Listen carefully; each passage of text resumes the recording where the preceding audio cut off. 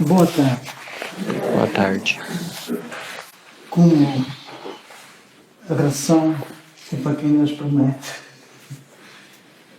Não era previsto que hoje tivéssemos cá inicialmente o André Aguilar, que é um amigo. Eu não vou ler o currículo dele. Disse-lhe logo, eu não vou estar a ler aquilo tudo. Portanto, ontem, por razões que impossibilitaram a vida dele, então ele prontificou-se à mesma de estar cá hoje da parte de tarde. E é com imenso gosto que o recebemos. O pai já cá tem vindo múltiplas vezes, ele é a primeira, espero que se sinta bem, porque é verdadeiramente bem-vindo. Portanto, resumindo o currículo, portanto, o André Aguilar é um orador que colabora com a Web TV a Caminho da Luz, com uma revista portuguesa que nós recebemos regularmente, que é a revista Espírita Verdade e Luz, também com um programa sobre espiritismo, semanalmente, às quartas-feiras, na Rádio Boa Nova, penso eu, de Brasília. Guarulhos, São Paulo. Com o seu pai, Sérgio Vilar, entre muitas outras participações. É autor de um livro, Momentos de Reflexão à Luz do Espiritismo, que naturalmente trouxe e que vai estar disponível para quem quiser adquirir. E, como eu disse, não vou ocupar o tempo dele, vou cumprir a nossa rotina, que é agradecer que confirmem se os telemóveis estão desligados, que é para não termos telefones a tocar, agradecer todas as ofertas que nos vão fazendo e que permitem que se mantenha aquilo que nós designamos pela campanha do quilo e que permitem prestar algum auxílio a famílias com necessidades. Porque todos sabemos que ajudar é bom e ajudar faz bem. Então vou ver o que é que a irmã Maria Celeste nos dá hoje, ou nos indica hoje no Corolário do Amor. Quer uma, quer outra, são grandes, vai ser a página 60, porque é esta que eu tenho que começar. Meu filho, foi sempre, desde a primeira página que te dedicamos, desejo nosso trazer-te, pelo conhecimento, mais adiante, um pouco daquilo em que tínhamos encontrado. E porque sabemos que andares em evolução ou espiritualização equivale a esforço, tentámos fazê-lo de modo a que tu me pudesses compreender. E trouxemos-te imagens quase rudimentares, mas que fossem ao mesmo tempo vividas para que pudesses compreendê-las. E rendemos graças ao Divino Pai, porque o nosso esforço não foi em vão.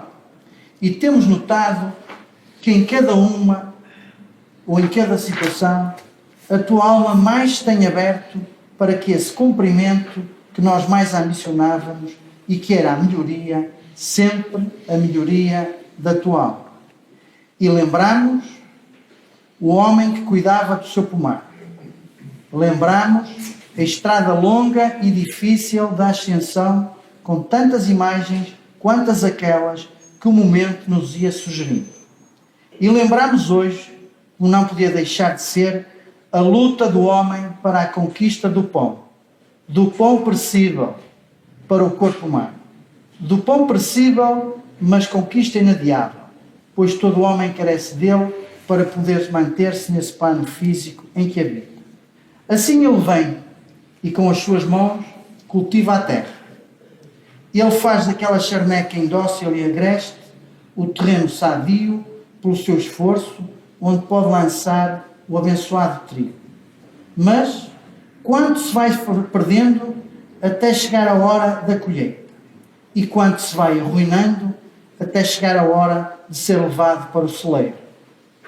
Mas o homem não descansa, porque ele sabe que tem que manter-se e tem que viver.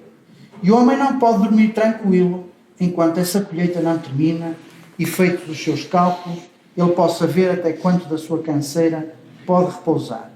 Meu filho, na luta pelo pão perecível, lançando o trigo à terra, separando do joio que o danifica, que o destrói, que não serve para a alimentação do homem, quanta luta vai. Quantos temporais o homem arrostou, quantas dores ele sofreu, de quantas insónias foi feita esta conquista. E depois, feitos os seus cálculos, ela reduz-se a meia dúzia de dias em que pôde verdadeiramente repousar e que pôde alcançar mais forças para uma nova luta.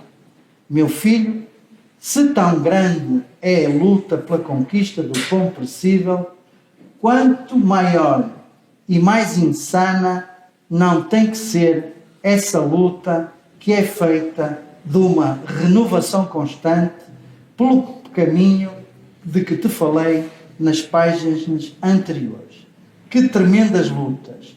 Uma vigilância constante para que aquele joio não penetre a tua alma. O joio da intemperança, o joio da arrogância, da vaidade ou de qualquer outra maldade que possa ainda manifestar-se na alma humana. Vê, meu filho, é a conquista do interno. Ela tem que ser mais intensa ainda. Obriga a uma vigilância contínua para que justamente se não abra uma brecha por onde algo se infiltre que possa vir a perturbar toda a paz íntima que o homem já possa possuir. Fica um pouco preso a esta página de hoje e medita numa e noutra conquista. Do pão que parece com o corpo físico e aquele outro pão que segue com a conquista íntima do homem, acompanhando o seu espírito pela eternidade. Faz assim, meu filho, medita hoje.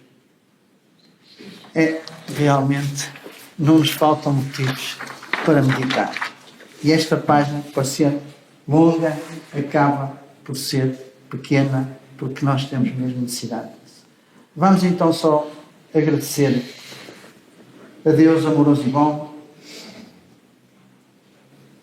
pela coragem, pelas bênçãos, pela luz com que nos envolve no nosso dia a dia. E com essa coragem tenhamos vontade de nos esforçarmos para realizar todos os nossos sonhos de paz, praticando todos os esforços de progresso e evolução, trabalhando com fé para que o nosso espírito possa alcançar e merecer as vossas bênçãos de amor. Que possamos ser capazes e dignos de criar e realizar diariamente o melhor para a nossa vida.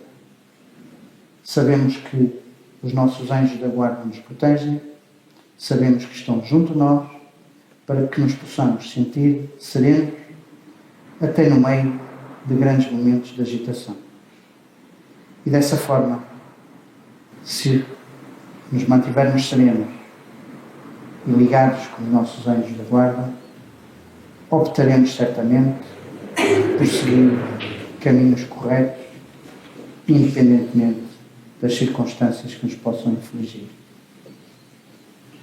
E dessa forma, conquistarmos a calma e a paz no nosso íntimo.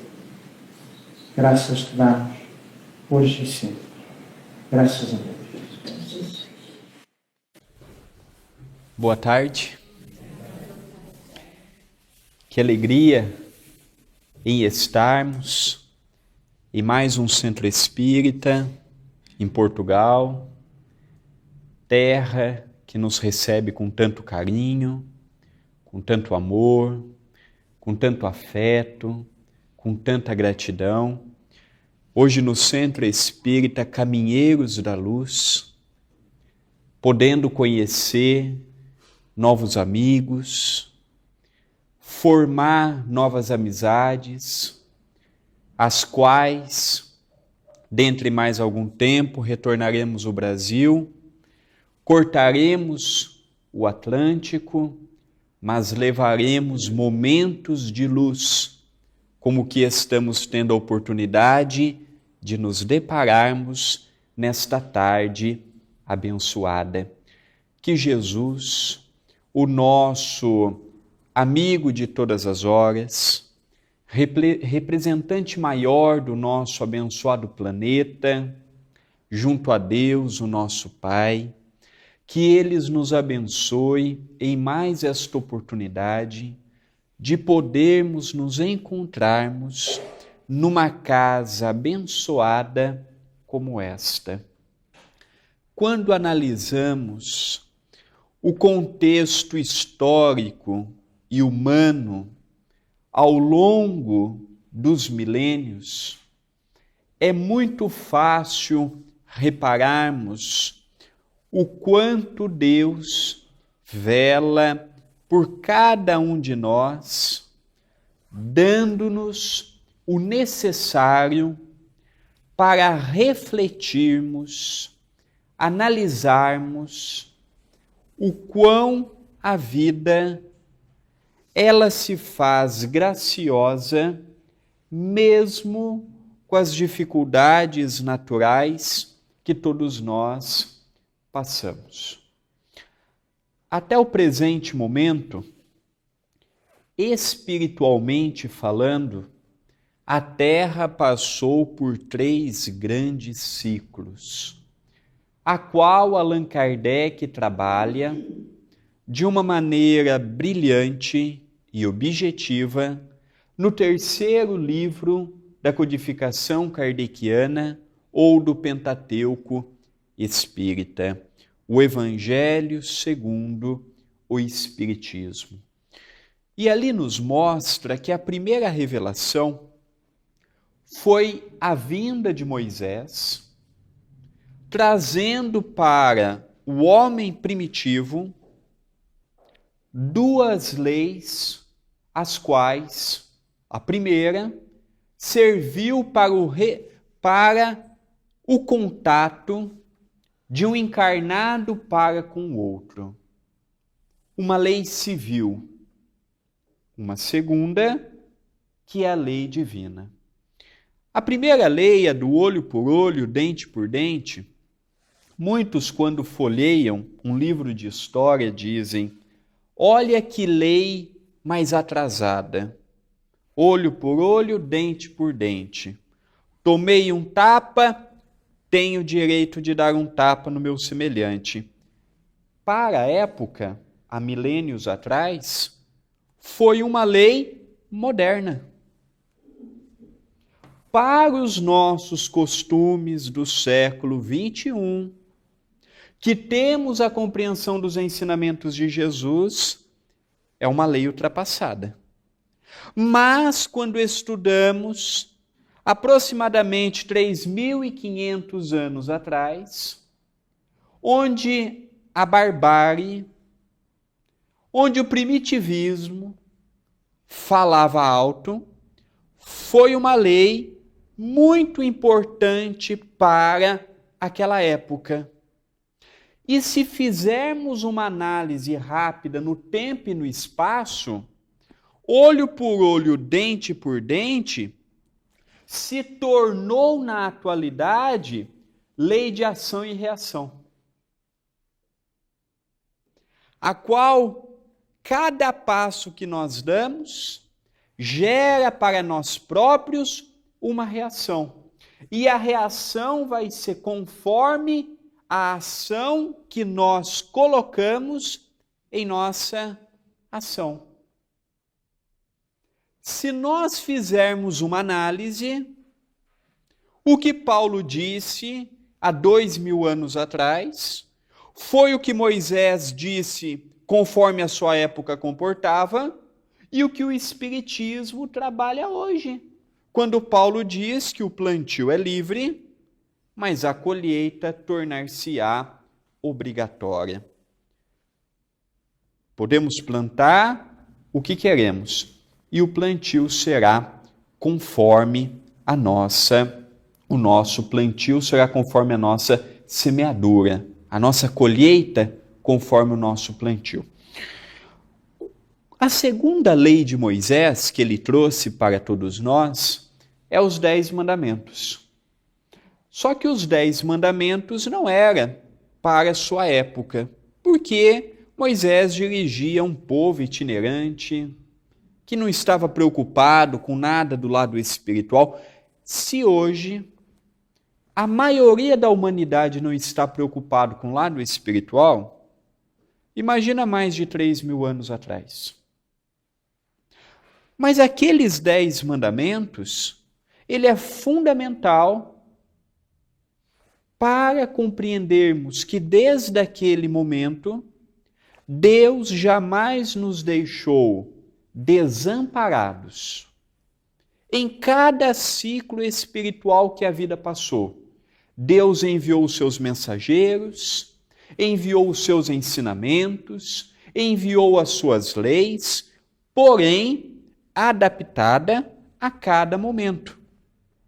Nós já paramos para analisar se na época de Moisés desce um livro que nós lemos, que nós estudamos no meio espírita? Aquele povo estaria preparado? Tudo é uma evolução lenta e gradativa. Quando nós falamos de evolução, nós estamos falando de crescimento, de desenvolvimento, de aperfeiçoamento. E isto não se dá do dia para a noite. E aqueles 10 mandamentos convida-nos a refletir na importância de um único Deus, mediante as culturas daquela época, imaginarem que tínhamos Deus para tudo e para todos.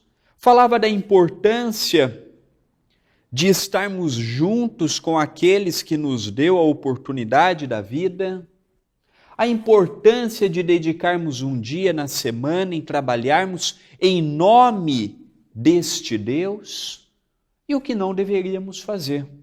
Não matarás, não cobiçarás a mulher do teu semelhante, e assim sucessivamente. Curiosamente, o Decálogo é muito novo em nossa vida. Por quê? Porque até então nós conhecermos a mensagem espírita, ao acreditarmos que tínhamos apenas e tão somente uma única oportunidade reencarnatória, imaginávamos que nós poderíamos aproveitar a vida toda, porque a partir do momento da morte do corpo físico, iríamos para um lugar circunscrito. Hoje nós percebemos que a vida ela é contínua. Esta não é a nossa primeira encarnação e naturalmente não será a nossa última encarnação. Nós todos aqui nos encontramos de passagem. Nós todos aqui nos encontramos não apenas para libertar daquele passado que ainda nos prende ao homem velho, mas também de criarmos dentro de nós mesmos o princípio para o homem novo. Porque não adianta eu lutar com o meu orgulho, não adianta eu lutar com a minha vaidade, não adianta eu lutar com o meu milindre, sendo que eu não procuro ao mesmo tempo diminuir este e crescer o amor para com o meu semelhante, o afeto para com as pessoas que estão do meu lado.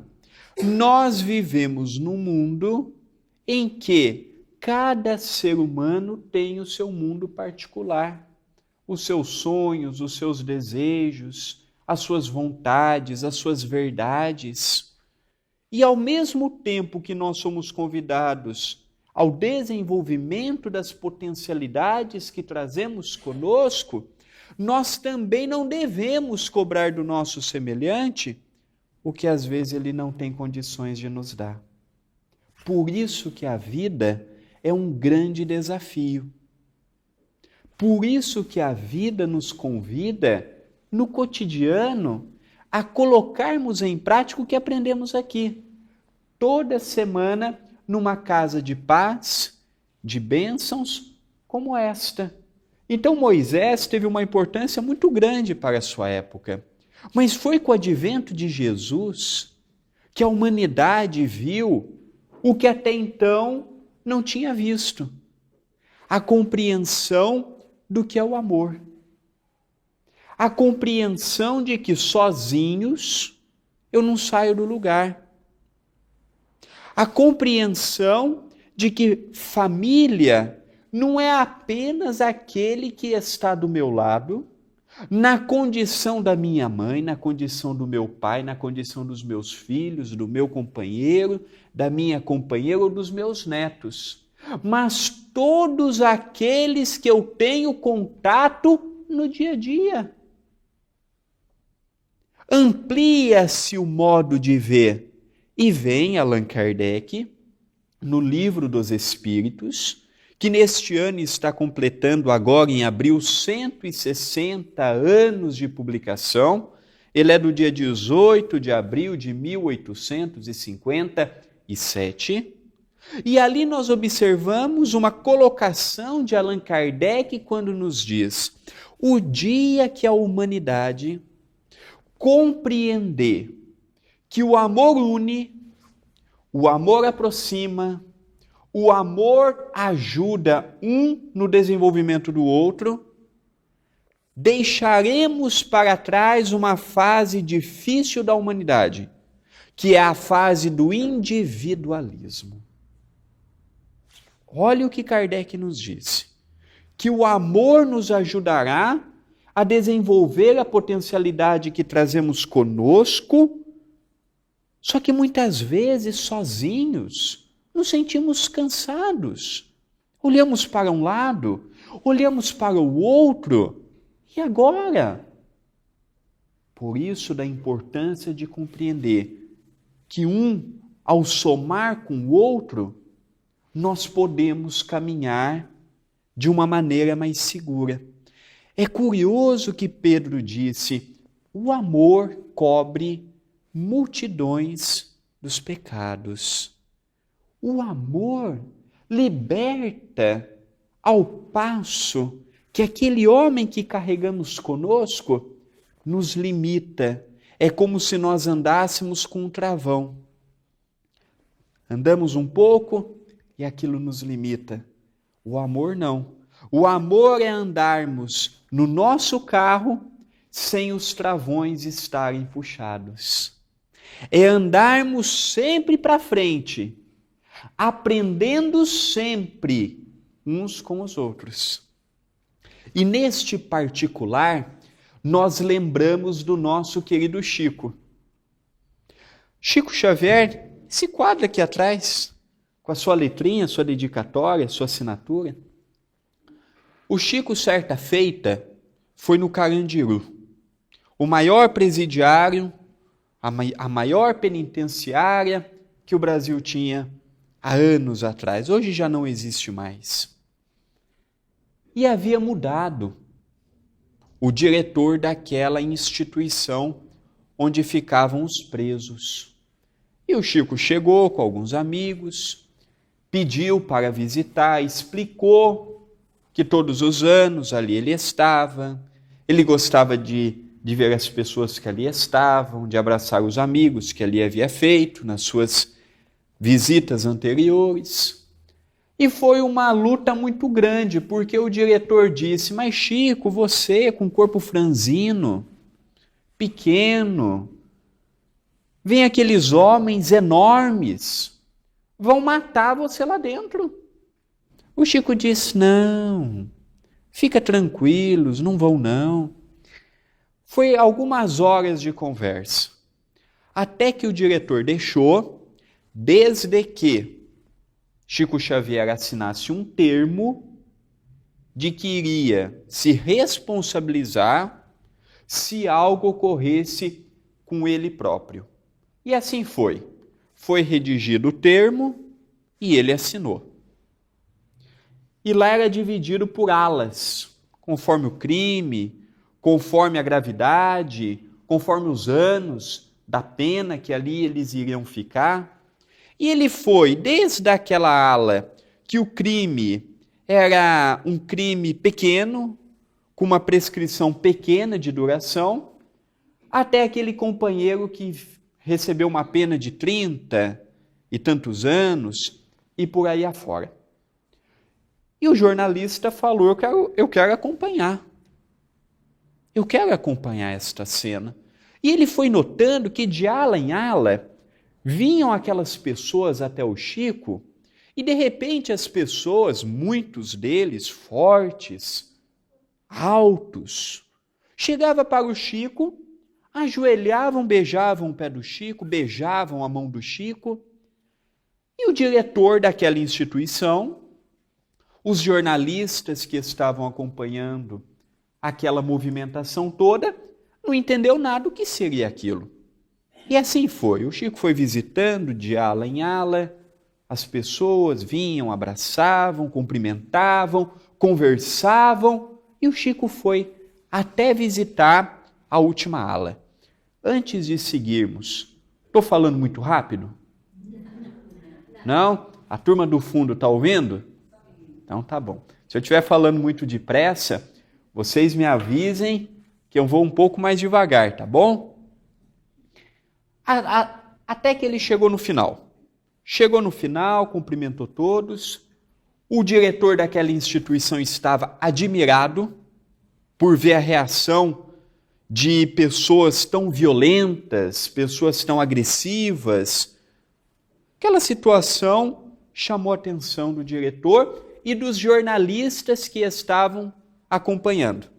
E um deles, a feição dos antigos doutores da lei, questionou para o Chico: Chico, você deve ter visto muitos obsessores lá dentro.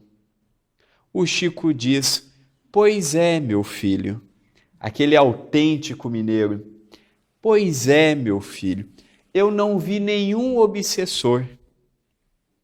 Eu vi sim muitos pais desencarnados chorando pela condição do filho. Eu vi sim muitas mães chorando pelos filhos, muitos avós chorando pelos filhos. O que os obsessores iriam fazer aqui? Eles já cumpriram com o papel deles, dizia o Chico. Colocou eles aqui dentro, agora estão lá fora, pegando novos companheiros para atacar aqui dentro novamente. Olha a compreensão de vida e de mundo. Este é um coração tocado pelo Evangelho, onde já consegue ver o semelhante como se fosse um familiar querido. Envolvendo mesmo Chico, ele tinha um irmão chamado José Xavier, que ajudava muito Chico no Centro Espírita Luiz Gonzaga, na cidade de Pedro Leopoldo. Só que o seu irmão desencarnou precoce. Ficou a viúva, os filhos.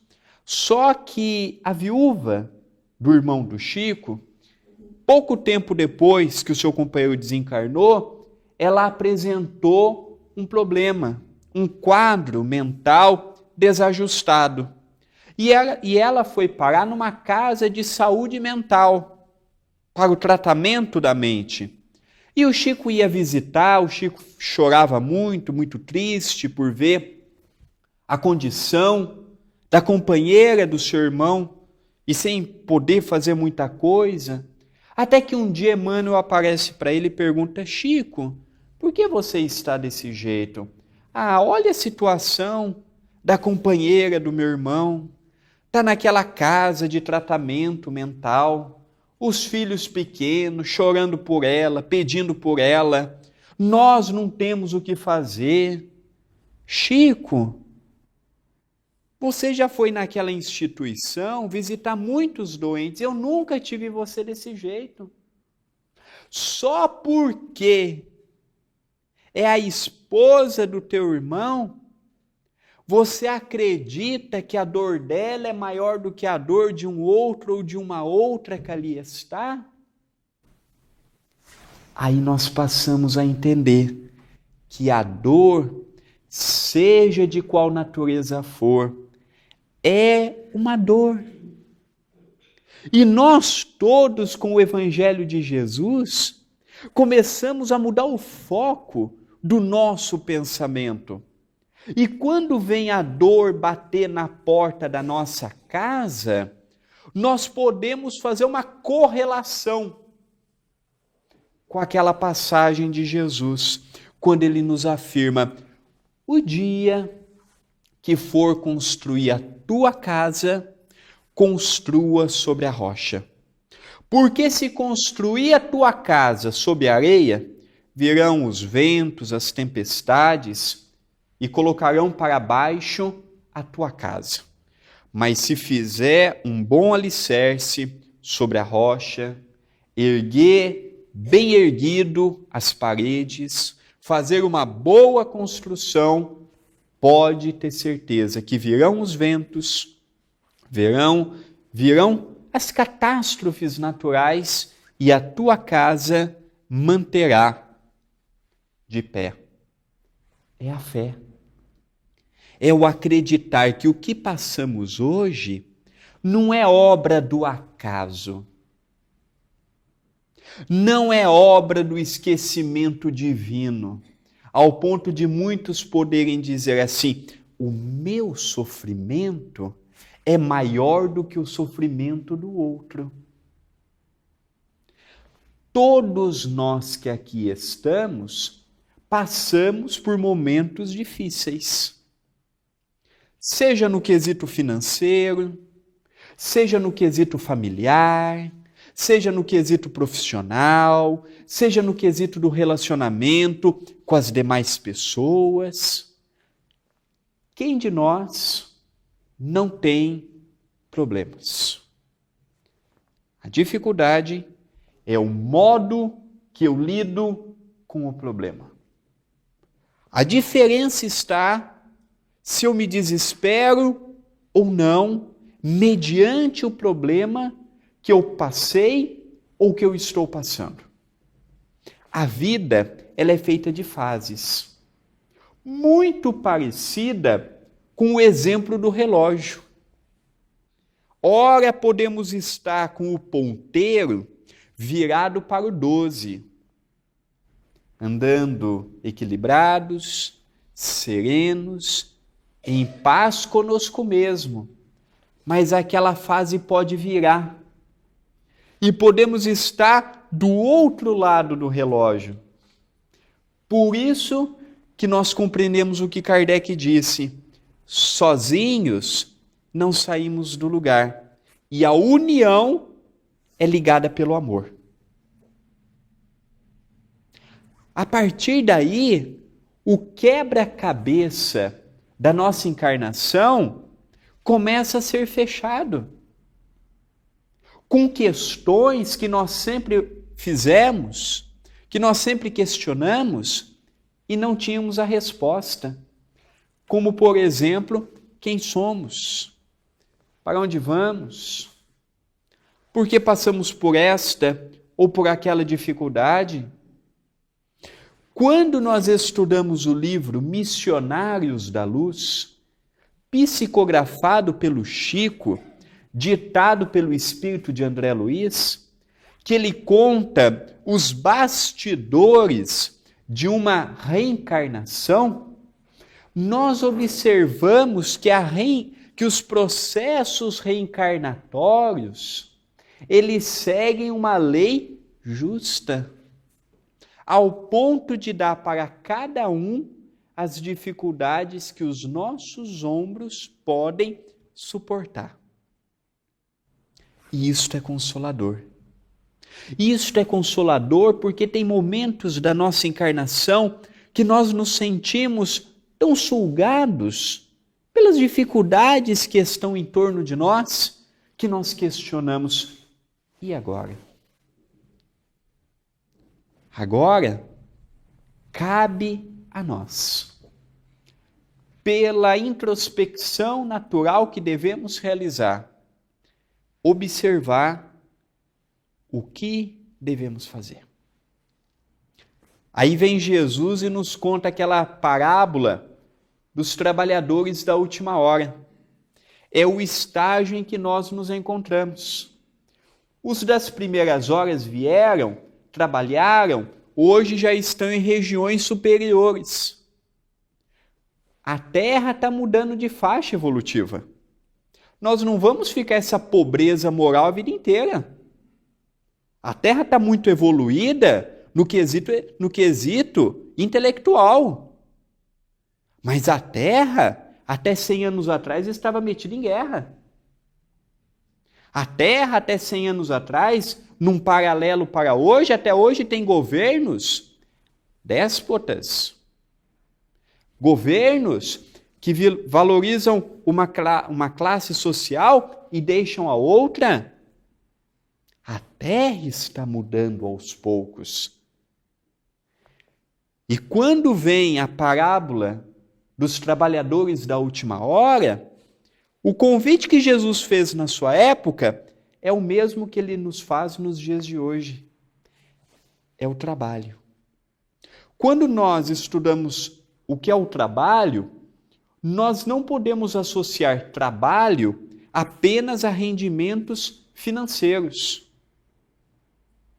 Trabalho também é no lado espiritual, quando eu me proponho a ajudar uma pessoa.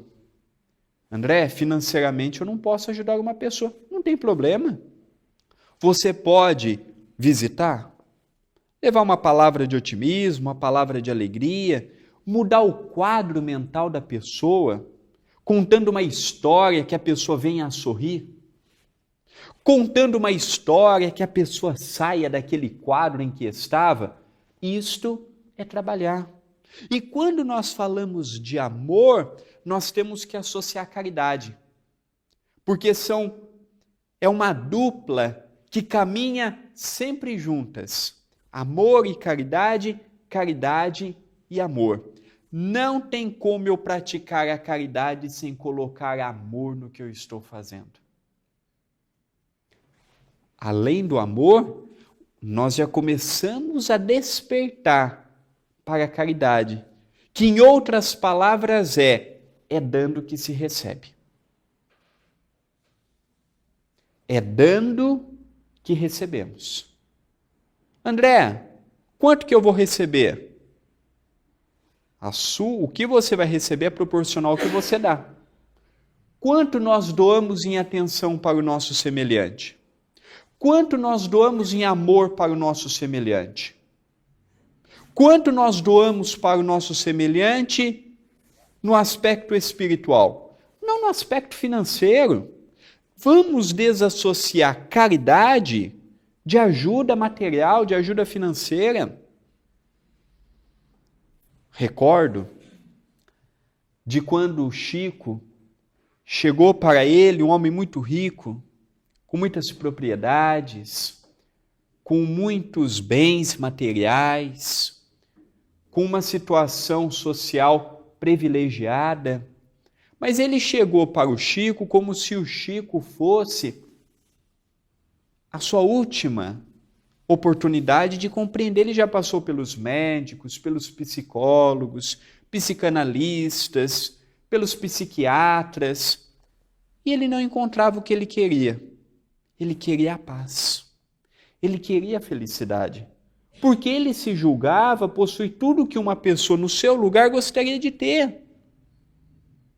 Ele tinha tudo na matéria, mas ele não tinha paz, ele não tinha felicidade, ele não se sentia realizado. Tudo que ele fazia, ele não sentia prazer no que fazia. E ele ouviu histórias a respeito do Chico. E ele disse: se esta pessoa pode ajudar tantos, quem sabe ele também não há de nos ajudar. E assim foi. Entrou na fila, no grupo espírita da prece, em Uberaba, chegou para o Chico e disse: Chico, me desculpa o meu desabafo, mas eu venho até você encontrando em você a minha última cartada, porque eu não sei mais o que fazer. Eu tenho de tudo. Eu tenho carros bons, casas, propriedades. Eu posso viajar para onde eu quero, na hora que eu quero. Eu tenho tudo que a sociedade diz que nós devemos ter para ser feliz. Mas eu não sou feliz. Eu não estou em paz comigo mesmo. Eu não sinto prazer em ir trabalhar. Eu não sinto prazer em estar no meu lar. Eu não sinto prazer em estar com a minha família. Eu não sei. Eu não sei mais o que fazer. Eu já fui em médico, nos médicos, eu já fui nos psicólogos, eu já fui nos psiquiatras, eu já fui em todos os locais que você pode imaginar. E eu não encontro o que eu quero. Ah, meu filho, o que você quer está dentro de você mesmo. Você não sente felicidade por uma única razão, porque você não faz ninguém feliz. O dia que você fizer o seu próximo feliz, você sentirá esta felicidade e também viverá feliz consigo e em paz contigo mesmo. Aquele companheiro saiu, começou a refletir no que havia sido dito, começou a analisar e parou e chegou numa situação: realmente eu não faço ninguém feliz. Nós que aqui nos encontramos, independente da nossa idade, independente se estamos com um familiar em casa ou se moramos sozinhos, independente se somos espíritas há um dia ou há 10 anos, nós fazemos alguém feliz? Tem alguém em que nós conseguimos gerar um sorriso naquele alguém? E o mais interessante, depende apenas de nós para fazermos os outros felizes. Por isso que Jesus disse: ajuda-te e o céu te ajudará. Batei e abri-se-vos-á. Pedi e obtereis. Todas estas frases é colocando-nos em primeiro lugar. Lembremos do que falamos no começo, ação e reação. Qual que é a ação? Eu me colocar diante do trabalho. Qual que é a reação quando eu faço com amor? Gerar os seus frutos naturais.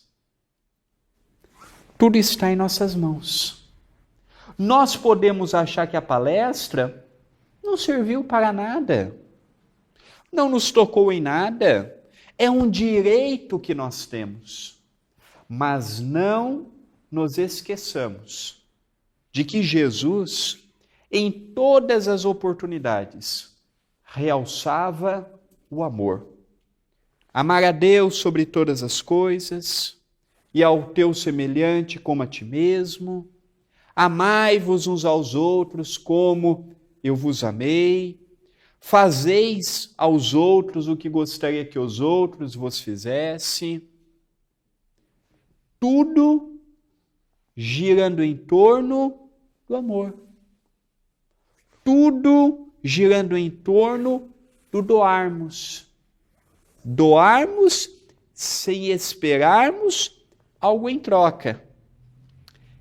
É interessante que tem um livro do Chico que eu sou um admirador. Todos os 500 livros do Chico são maravilhosos, porém, o segundo livro de sua psicografia, de sua autoria mediúnica, é Cartas de uma Morta, que foi ditado pela sua querida mãe, Maria João de Deus. E neste livro, o Chico, muito jovem, isso foi no ano de 1935, ele que é do dia 2 de abril de 1910, portanto ele tinha 25 anos de idade, e ali ele começa a trazer cartas de sua mãe, que não serviam apenas para ele e para a sua família, que servem para nós. E em determinado momento ele diz num capítulo: o pensamento é tudo. Eu li aquilo, reli no dia seguinte, passou alguns dias, tornei a estudar aquilo e eu questionava: o pensamento é tudo. Aí que eu fui observar que antes de materializarmos uma ação, nós temos que materializá-la no nosso pensamento. Exemplo, antes de existir um prédio como este, ele estava na cabeça de alguém. Foi desenhado, construído, materializado. O que nós estamos materializando no nosso dia a dia? O tempo, ele é implacável. O tempo, ele não para ninguém. O tempo, ele pode ser um amigo ou um adversário. Um amigo, quando eu pego um bom livro, quando eu pego uma palestra, quando eu pego algo que me esclareça, reflito em torno daquilo e me questiono, no que eu posso me melhorar baseado neste livro? Não foi o que nós ouvimos há pouco na leitura que antecedeu o início da nossa palestra? Convidando-nos a irmos à fonte, beber a água fecunda do Evangelho? Mas como nós vamos à fonte, sendo que muitas vezes estamos mergulhados em pensamentos, em sonhos, apenas e tão somente envolvidos pela matéria? Por isso que a mensagem, ela é uma mensagem construtiva e pessoal, ao qual nós somos convidados a uma análise. Nós somos convidados a uma reforma. Mas esta reforma não precisa ser feita toda numa encarnação. Mas é necessário que se comece no hoje. Porque às vezes o espírita chega na casa espírita e fica sabendo a respeito da reencarnação. É igual aquela pessoa quando chega no nutricionista e tem que fazer um regime. A pessoa diz, eu começo segunda-feira, mas não diz qual segunda vai ser, de qual mês, de qual ano. Não é porque a vida continua que nós podemos deixar tudo para o amanhã, porque pode ser que o amanhã não seja tão grato como está sendo o dia de hoje. Pode ser que o amanhã não seja tão feliz como está sendo o dia de hoje. Às vezes nós passamos por 10 situações num dia, e é muito comum, dentre as 10, pelo menos uma, ser um dissabor com alguém, um problema no trabalho, um problema no lar, um problema no trânsito.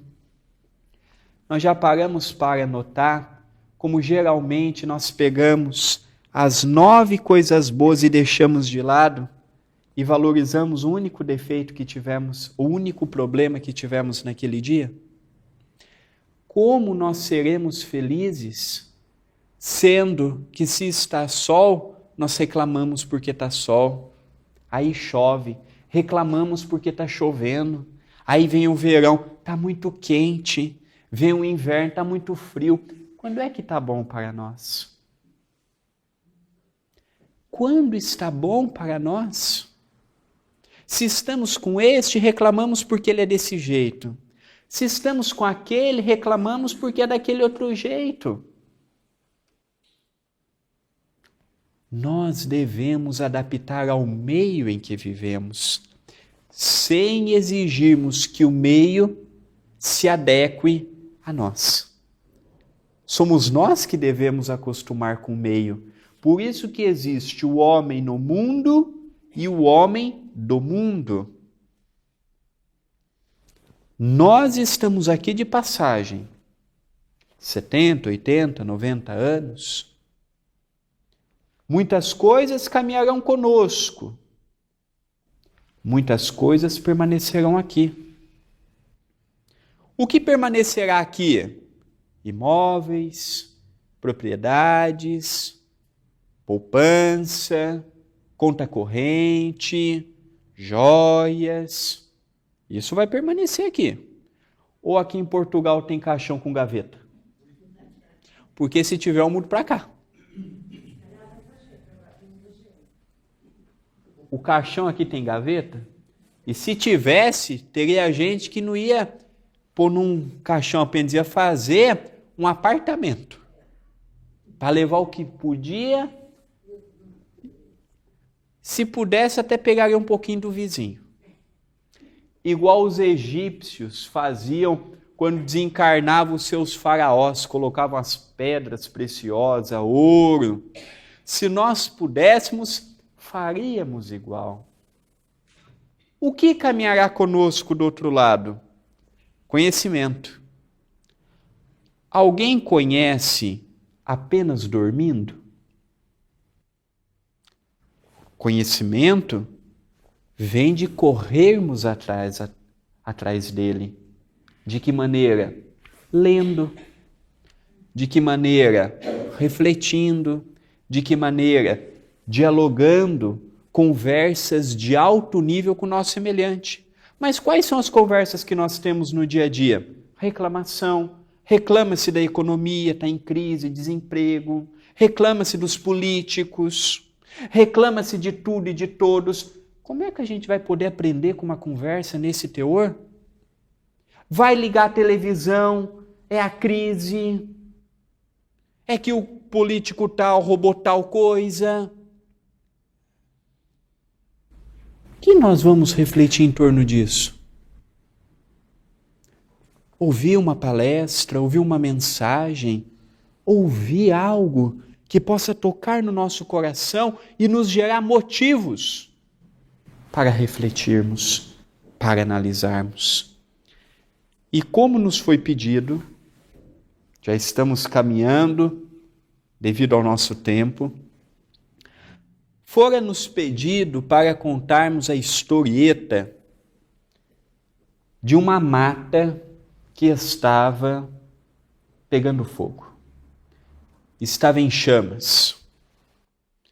As aves, todas elas preocupadas, voavam de um lado para o outro. Os animais terrestres iam daqui para ali, todos eles com aquele pensamento. E agora? O que vai ser? Só que nesta confusão toda, ninguém parou para analisar o que eu posso fazer para contribuir em apagar as chamas. De repente, neste vai e vem dos animais, o macaco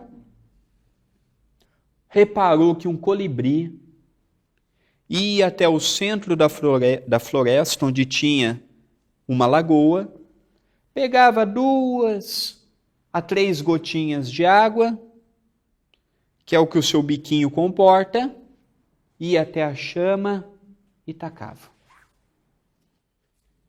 De repente, o macaco olhou para aquela situação e achou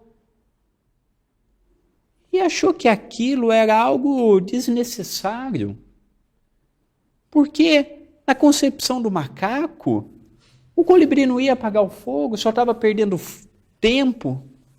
Porém, o macaco, não contente em analisar apenas consigo, foi contar para o dirigente da floresta. Foi até o leão e disse: olha, leão, você notou o que o colibri está fazendo? O leão olhou para o macaco e falou: não, o que ele está fazendo? Ele pensa que vai apagar o fogo. Ele vai até a lagoa, pega algumas gotinhas de água, taca nas chamas. Ah, é? Chama ele aqui. Quero falar com ele. E o macaco foi todo contente. Chegou até o colibri e falou: colibri, o leão quer falar contigo. Aí o colibri tacou as gotinhas que estavam no seu biquinho, foi até o leão e perguntou: me chamou, leão? Ah, te chamei sim, colibri. O que você pensa que está fazendo? Olha, eu estou pegando algumas gotinhas e estou levando até as chamas. E o leão deu uma gargalhada e disse em tom de zombaria, sarcasmo: e você crê, colibri, que você vai apagar as chamas? O colibri disse: olha, se eu vou apagar as chamas, eu não sei, mas eu estou fazendo a minha parte. A vida é mais ou menos assim. Existe o macaco, que é a representatividade do fofoqueiro, o fiscal da vida alheia. Existe o leão, que quer tirar satisfação de tudo e de todos.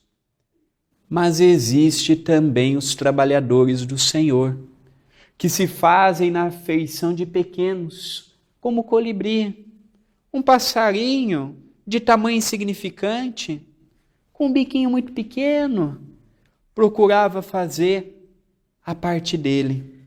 Se os demais animais, cada qual, com a força que possuía, com as oportunidades que possuíam, se cada um deles fizesse a parte que lhes cabia, eles poderiam ter até apagado as chamas.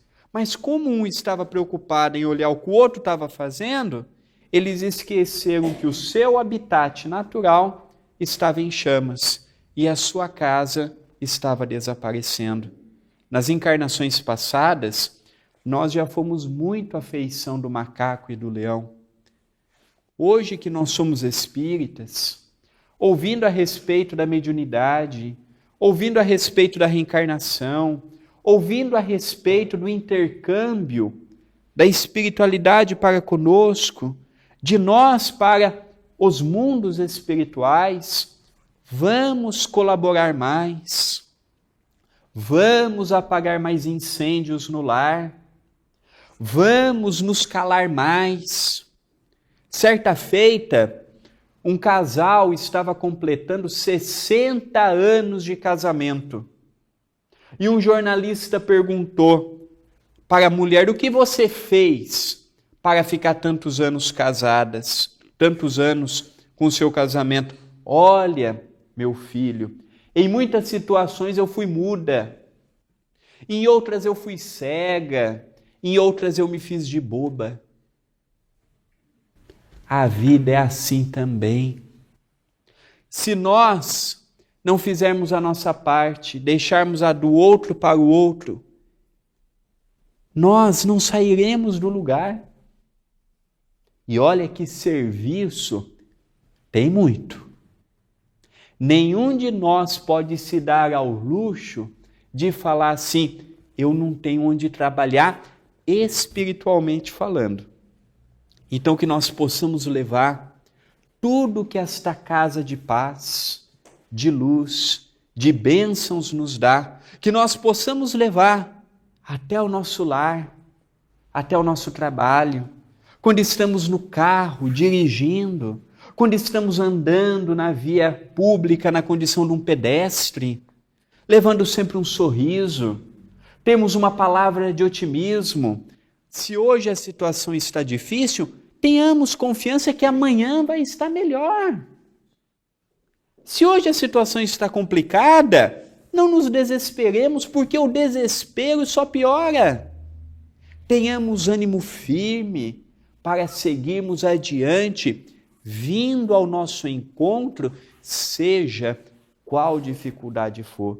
Que Jesus nos abençoe, que Jesus nos ampare e dê força a cada um de nós para continuarmos na senda do bem, na senda do progresso e do desenvolvimento intelectual, espiritual e moral. Muita paz no coração de todos.